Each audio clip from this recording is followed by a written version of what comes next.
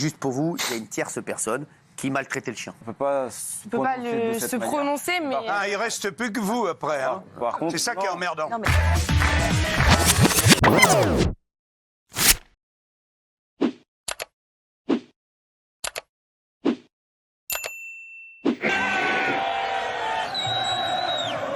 Mais ces scènes de liesse se sont aussi parfois traduites par des débordements, provoquant la colère de certains internautes.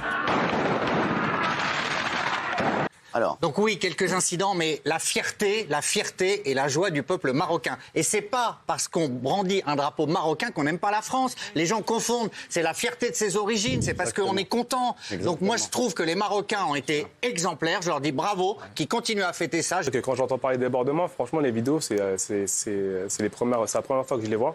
Après, j'imagine qu'il y en a eu et on va pas dire non. C'est triste. Mais le plus important, c'est les images qu'on voit, c'est que la plupart des personnes, ils sont heureux, heureuses. Voilà, il y a par exemple Bruno Retailleau qui a dit pourquoi les scènes de liesse au Maroc ne donnent pas lieu à des dégradations comme en France, simplement parce que nous acceptons depuis des années d'être des paillassons, on accueille des gens qui s'essuient les pieds sur notre pays en toute impunité. Valérie Benaïm. Moi, ce qui me gêne, c'est cette récupération politique et de voir après tous sur les réseaux des phrases qui étaient racistes, etc., et qui se sont emparés du truc pour pouvoir déverser leur haine. Ça, c'est désastreux. Moi, je ne vois pas pourquoi je devrais me résoudre aujourd'hui qu'en France, il y ait des débordements. Je ne vois pas pourquoi on caillasse les flics. Je ne vois pas pourquoi on met le feu à du mobilier urbain. Voilà, je me réjouis, c'est cool. Surtout pour un match de foot. C'est quoi ? Alors, en fait, c'est quoi le geste politique ? Parce que ça s'est passé aux Pays-Bas, ça s'est passé en Belgique, ça se passe en France. Donc, pourquoi, à votre avis, pourquoi ? Parce qu'il y a une signification politique à ça, parce que c'est récupéré politiquement. Il y a une image qui a été beaucoup reprise, qui a été beaucoup partagée, c'est à Amiens, où le drapeau marocain était brandi sur la façade de l'hôtel de ville. Regardez.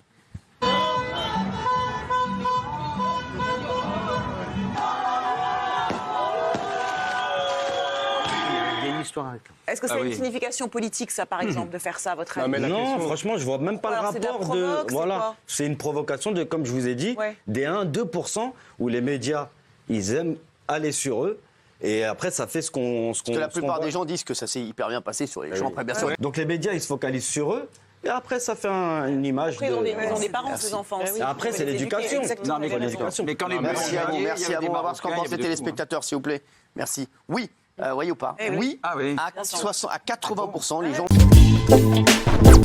Julien, tu nous avais alerté de ta situation.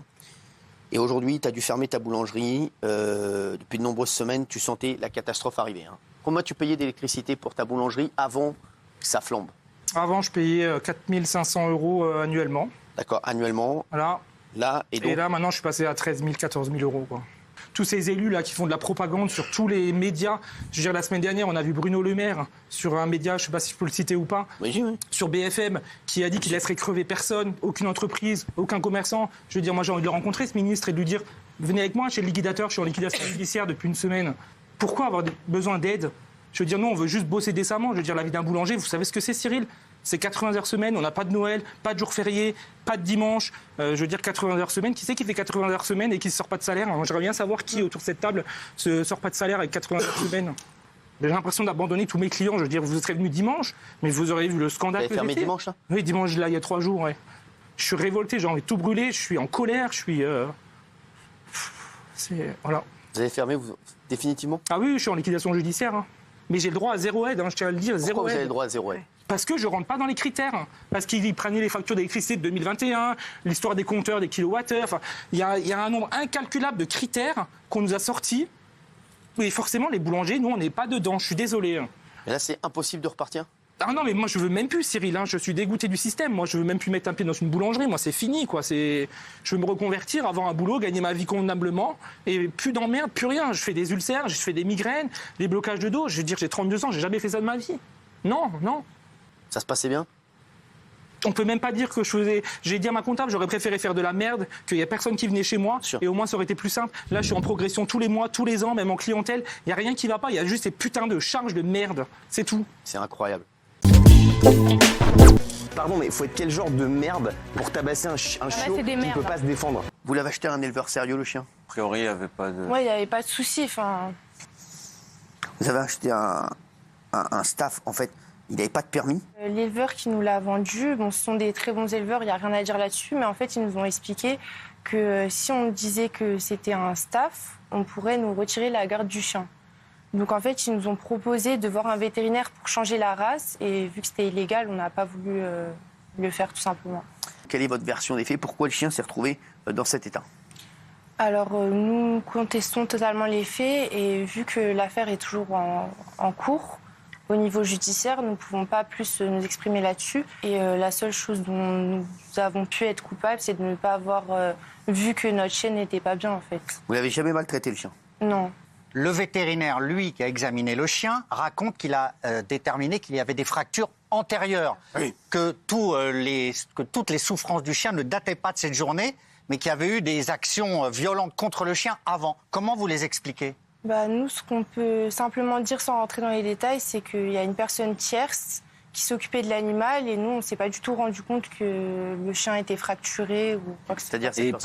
Et pour parler du vétérinaire, ça aussi, moi, je peux le dire parce que du coup, moi, je suis déjà passé du coup devant le juge. Oui. Et ayant vu la semaine dernière l'émission que vous aviez faite, ce qui m'a surpris, c'est qu'entre ce que vous aviez sur le plateau, ce qui a été dit sur les réseaux, et ce qu'il y a eu devant le juge, c'est pas du tout la même expertise de vétérinaire. Ça veut dire l'expertise que vous avez eue, c'était juste du copier-coller de ce que la TikTokeuse avait mis sur les réseaux, mais l'expertise que nous on a eue avec notre avocat et que la justice a en sa possession, c'est. Mais là, on voit les photos quand même. On voulait parler, on voulait prendre la parole. On devait déjà venir la semaine dernière, mais on n'a pas pu parce que, comme on vous a dit, c'était impossible. C'était une entrave à l'enquête. C'est ça, c'est-à-dire en fait, nous, les preuves qu'on voulait apporter à ce moment-là à Cyril, on était déjà rentrés en contact. Ça prouvait justement certains de nos dires, sauf que si on aurait fait ça, c'était rentrer totalement en entrave avec la justice. Et là, on allait devant d'autres problèmes en fait. Pour vous, il y a une tierce personne qui maltraitait le chien, c'est ça? Non, ça, on peut pas se prononcer, mais... il reste plus que vous après. Hein. Par contre, c'est ça qui est emmerdant. Oui, mais après, il y a une enquête. C'est ça qui est emmerdant. Oui, c'est emmerdant, surtout pour vous. Hein. Vous couchez, le chien va bien. Cette TikTokeuse massacre le chien dans la nuit pour le lendemain vous faire accuser parce qu'elle vous déteste. C'est l'idée? Non, c'est même pire que ça. Cette TikTokeuse, ça fait 3 ans que tous les ans, elle trouve un nouveau truc, un nouveau groupe, et qu'elle essaie de faire des attaques personnelles ou visées pour... Et vous l'invitez quand même dans cette soirée? Texas est victime, vous êtes victime, elle, visiblement, c'est votre bourreau, mais on nous a parlé, donc est-ce qu'on colporte d'autres fake news, d'un autre chien que vous auriez eu avant Texas? Quid de cet autre chien, parce qu'il serait mort? Alors, est-ce que vous pouvez nous dire, ce chien, qu'est-ce qu'il est devenu? Oui, absolument. En fait, on a acheté un chien qui, en fait, était assez jeune. Enfin, nous, on pensait qu'il avait 2 mois. Et en fait, c'était une petite chienne qu'on a appelée Queenie et qui, malheureusement, avait des vers depuis sa naissance. Elle avait vétérinaire dans ce cas-là? Si, du coup, on a un dossier, on a un papier.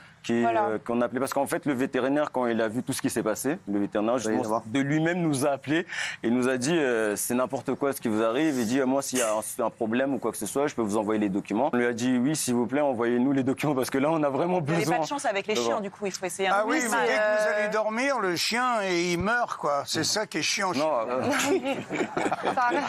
Et je viendrai pas dormir chez vous. Lucas pour la maman des capotas. Je suis pas ta mère, je suis pas une puta. On t'a payé, faut voir la totale. Est-ce que vous regrettez cette scène? Pour moi, c'était pas de la maltraitance. Enfin, je pense que je connaissais ma chaîne mieux que vous ici et les téléspectateurs. Et je pense qu'elle aurait aboyé, elle aurait fait un signe comme quoi elle n'était pas contente. Et enfin, moi, je la portais souvent et il n'y avait aucun souci là-dessus. Donc, on voit que la joue droite est tuméfiée. Oui, c'est ce qu'on a dit justement. On a dit tout à l'heure qu'elle avait déjà sa petite bosse, mais comme vous pouvez voir justement, elle n'était pas. Entre maintenant et les dernières images qu'on a vues, il y a quand même un fossé. Enfin, je veux dire, elle marchait très bien. Il y a toutes les personnes qui étaient sur le clip. Je l'ai pas portée pendant 4 heures. Hein. Les scènes, elles ont duré 10 minutes. Elle était par terre, elle pouvait se déplacer. Enfin, je veux dire, elle marchait très bien. Elle avait sa maison. Merci à tous. Récemment, j'ai été diagnostiquée avec un trouble neurologique très rare qui atteint environ 1 personne sur 1 million. Et on sait maintenant que c'est la cause des spasmes musculaires dont je souffre. Et je ne peux pas toujours utiliser mes cordes vocales pour chanter comme je le souhaiterais. Je crois que le public est un cannibale qui dévore les artistes. Ah oui. Et Céline, elle s'est laissée dévorer pendant 30 ans Pendant 30 ans, elle a tout donné. Elle a donné son âme, son corps, ses forces, sa vie. Et puis tout d'un coup, elle a eu un grand coup de Trafalgar. Elle a perdu René, elle a perdu sa mère, les 2 piliers de sa vie. Et tout d'un coup, les 2 piliers n'étaient plus là et elle s'est écroulée. Et depuis, le corps se révolte. Son corps se révolte. Alors évidemment, ça passe par les nerfs. Ça passe par les nerfs, ça passe par les spasmes, ça passe par les crampes, les jambes tordues, les insomnies, l'amaigrissement, l'anorexie. Tout ça, c'est les nerfs. Alors évidemment, on peut lui donner, Cyril, tous les noms médicaux qu'on veut. On peut trouver des appellations. Elle nous en propose une, pourquoi pas. Comme elle a dit, le syndrome des hommes raides. Oui, de l'homme raide. Ça, c'est quand même un drôle de nom, ça, qu'il fallait trouver déjà. Une personne sur 1 million. Oui. Et surtout, il y a une hypersensibilité au bruit. Alors pour une chanteuse comme elle, en concert, c'est absolument impossible. Ça se matérialise par quoi? Elle ne peut pas supporter à un moment, son organisme, effectivement, ne peut plus supporter le bruit, les lumières, elle ne peut plus être stable. C'est très dangereux et surtout, c'est une maladie méconnue qui ne se soigne pas. Honnêtement, on a très peur qu'elle ne puisse jamais rechanter. Évidemment, il y a des assurances gigantesques derrière tout ça, qui refuse le mot annulation parce qu'il faudrait tout payer. Donc elle passe son temps à dire que ce sont des reports depuis 2 ans. Alors il faut savoir que les places de Céline Dion, ça va jusqu'à 500, 700, 750 € pour les carrés or pour la rencontrer. Donc il y a des gens qui ont fait des efforts gigantesques depuis 2 ans et qui ne sont pas remboursés par les assurances et qui attendent des reports qui viennent sans cesse. Et là, c'est un peu le report de trop parce qu'elle avait annoncé au mois de juillet que ça y est, elle attaquait sa tournée en Europe. D'ailleurs, vous m'avez dit dans l'émission que vous le sentiez pas du tout. Et maintenant, elle reporte de nouveau. Elle a quand même le don, disons, avec son staff, de la communication. Hein. Je ne veux pas dire des choses désagréables, mais elle a le don de la communication. Elle sait reprendre au moment... On est bientôt à Noël. On est bientôt aux fêtes de Noël. Donc, elle sait reprendre au bon moment des petits messages émouvants. Et ce n'est pas une comédie. J'ai pas dit ça. Hein, ce n'est pas une comédie. Mais elle sait bien gérer tout ça. Bon, alors vous nous rassurez. Merci Sophie. Merci d'être là. Sophie, vous êtes la fille de la victime, cette femme de 78 ans, violée par un SDF dans sa chambre d'hôpital. Il y a aussi un centre d'accueil de SDF dans cet hôpital, c'est ça? Tout à fait. Le CACH. D'accord. Il est hospitalisé dans une chambre double avec une autre patiente. Okay. Et un homme qui n'est ni un patient, ni du personnel, va alors rentrer dans sa chambre. Il est 9h30, enfin, ça se passe un matin et... Aux alentours de 9h, 10h. Oui, c'est ça, aux alentours de 9h30 à peu près. Et il entre dans la chambre, ma mère le voit entrer, et au début, elle a un petit doute, elle se dit... il ne ressent pas un infirmier, un personnel soignant. Et il entre dans la chambre, et il y a entre le lit de ma mère, qui est du côté de la porte, et le lit de sa voisine, il y a un rideau. Et il passe de l'autre côté du rideau, il regarde et il revient vers ma mère. Et ma mère, là, sent qu'il y a quelque chose qui ne va pas. Et elle lui dit, mais monsieur, vous vous êtes trompé. Enfin, il faut aller voir les infirmières. Les médecins, la salle des infirmières est un peu plus loin. Et il lui fait, chut, il lui fait ce signe. Et il agresse une première fois ma mère sexuellement. Il faut savoir que ma mère ne pouvait pas du tout marcher. Elle avait des escarres sur un pied, donc elle avait des bandages aux pieds. Les 2 pieds bandés, et donc il la viole une première fois. Et ensuite, il se retourne, il fait quelque chose, il revient vers elle, il essaie de la violer une seconde fois. Et là, elle prend son membre et elle le tord. C'est la seule chose qu'elle a trouvé à faire, et c'est une bonne idée d'ailleurs. L'agresseur, donc, a eu le temps de fuir, mais derrière, il va récidiver, dans le même hôpital. Dans le même hôpital, une demi-heure après, même pas. Parce que dans l'hôpital, il y a un EHPAD et il y a une dame de 68 ans qui rentrait chez elle. Et il lui a demandé une cigarette. Il l'a croisée, il lui a demandé une cigarette. Et elle lui a répondu qu'elle n'en avait pas. Je ne sais pas ce qu'elle lui a répondu. Et il a sauté sur elle, il l'a frappée. Alors là, il s'est acharné sur elle, il l'a frappée et il l'a violée. Voilà. Il a été appréhendé, le suspect? Absolument oui, il est placé, il est mis en examen et placé en détention provisoire depuis le mois de septembre. D'accord. C'était un récidiviste ou bien c'était... Ça, c'est pas encore. Malheureusement, on ne le sait pas. En tout cas, ce qu'on sait, c'est qu'effectivement, des faits similaires se sont déroulés 30 minutes après dans un EHPAD, dans les lieux publics, au vu et au su de chacun. Une plainte a déjà été déposée, Cyril, à l'encontre de l'hôpital pour mise en danger de la vie d'autrui. Une enquête est ouverte. Donc, suite à cette plainte, une enquête est ouverte et cette enquête, elle doit amener plusieurs réponses. C'est absolument pas les soignants qui sont dirigés par la plainte, ça c'est important de le rappeler. Bravo, c'est bien de le dire. C'est l'établissement hospitalier en tant que personne morale qui, à mon avis, devra répondre effectivement. En tout cas, il y a une responsabilité à rechercher de ce côté-là. C'est une infirmière qui est intervenue pour faire fuir l'agresseur. C'est une soignante qui est intervenue. Et les soignants aujourd'hui eux-mêmes disent qu'ils ont peur de se balader seuls dans les hôpitaux. Donc encore une fois, la plainte, elle est dirigée, vous l'avez compris, à l'endroit de la gouvernance. Et la porte de sécurité, qui était la porte de secours par où le violeur est passé. Elle était défectueuse. Elle était défectueuse et tout ce qu'ils ont trouvé à faire, c'est de mettre une barre comme ça en bois qui empêche aussi de sortir en cas de danger.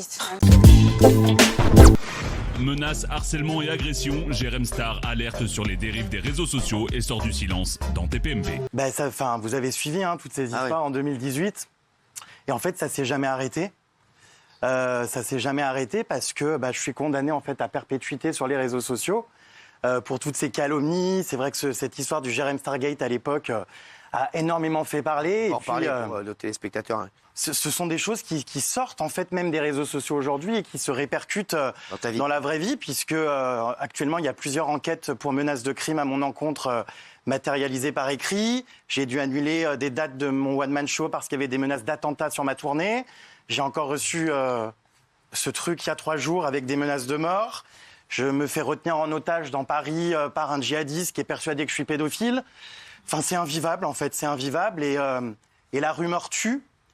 Et aujourd'hui, je m'accroche parce qu'en fait, c'est invivable. Comme tu nous l'as dit, tu as une lettre de menace que tu as reçue récemment. Donc, alors ça, c'est après avoir reçu des seringues ensanglantées dans ma boîte aux lettres. Donc voilà, petit PD, on va te retrouver et te buter ordure. Fais attention à toi partout, sale merde. On te lâchera pas. On a vu sur Internet tout ce qui est dit sur toi. On sait que c'est vrai. Cache-toi, il vaut mieux pour ta sécurité PD. Va crever et disparaît à tout jamais. En fait, je pense qu'il faut que je me suicide pour que... pour que les choses avancent. Pas ça, vous savez, je pense il y a une influenceuse là, qui s'est donné la mort et que... Je suis toujours très ému quand je parle d'elle. Elle s'appelait Mavachou. C'était une maman. Elle était accusée de choses horribles. Elle n'a pas supporté en fait la lenteur judiciaire. Elle s'est suicidée. Et étrangement, tout s'est accéléré quand elle est morte. Donc en fait, oui, c'est ce que je dis à chaque fois dans les tribunaux. Il faut se foutre en l'air pour que les choses bougent parce que personne n'en a rien à foutre. Est-ce que tu peux nous rappeler ce qui se passe? Alors en fait, c'est une histoire qui est très représentative de ce qu'on vit de nos jours. C'est une histoire en fait de quelqu'un que je ne connaissais ni d'Ève ni d'Adam, un blogueur du nom d'Aquababe, qui s'est mis à balancer tout et n'importe quoi sur moi pour exister. Et vas-y que j'étais complice de viol et que j'étais pédophile et compagnie. Donc après, ça s'emballe, ça va très vite sur les réseaux. Un gamin a été manipulé par un paparazzi pour déposer plainte contre moi alors que je ne l'avais jamais vu. Il a ensuite retiré sa plainte en avouant avoir menti. Est-ce que vous regrettez finalement d'être vous-même un produit des réseaux sociaux, Jérém Star ? Alors, ce que je regrette, c'est mon passé, ça c'est certain, parce que j'ai moi-même contribué à un système où je pouvais participer à des vagues de harcèlement envers certains candidats de télé-réalité. J'y allais pas avec le dos de la cuillère et j'ai été vraiment un vrai connard par le passé. Et, je présente vraiment très sincèrement mes excuses aux gens que j'ai blessés à mes débuts. Et je pense qu'aujourd'hui, voilà, d'avoir eu ce pendant-là pour me faire connaître, me permet d'être crédible, je pense, dans ma lutte contre le cyberharcèlement, parce que j'ai été des deux côtés. J'entends souvent, si c'est si dur et si on est si fragile, alors on s'expose pas sur les réseaux. C'est le prix à payer. La justice m'a dit ça. Mais oui, mais il suffit d'éteindre son téléphone. Mais enfin, on ne dit pas à un gamin qui est harcelé à l'école, arrête d'être scolarisé, ou dans un autre registre, on ne dit pas à une jeune femme qui est violée, arrête de porter une mini-jupe. Ça n'est pas à moi de quitter les réseaux sociaux, c'est aux gens qui s'y comportent mal d'en être interdits. Vous savez combien ça m'a coûté 5 ans après, parce qu'il y a encore des procédures judiciaires en cours? 200 000 €, parce que j'ai une dizaine de procédures, en fait, entre les magazines, entre les faux plaignants, les harceleurs, les journalistes. ce journaliste, par exemple, qui a été condamné en première instance à de la prison, il y va pas parce que en France, quand on est condamné à moins de 2 ans de prison, on n'y va pas. Donc en fait, j'ai quoi? J'ai un document qui m'a coûté 200 000 balles juste pour mon ego, m'indiquant que oui, on l'a reconnu coupable. Mais moi, j'ai perdu mes spectacles, j'ai perdu mon poste sur C8, par exemple, à l'époque. J'étais chez Thierry Ardisson. J'ai tout perdu. J'ai jamais été poursuivi, donc du coup, jamais blanchi. Et du jour au lendemain, voilà, je suis devenu une merde.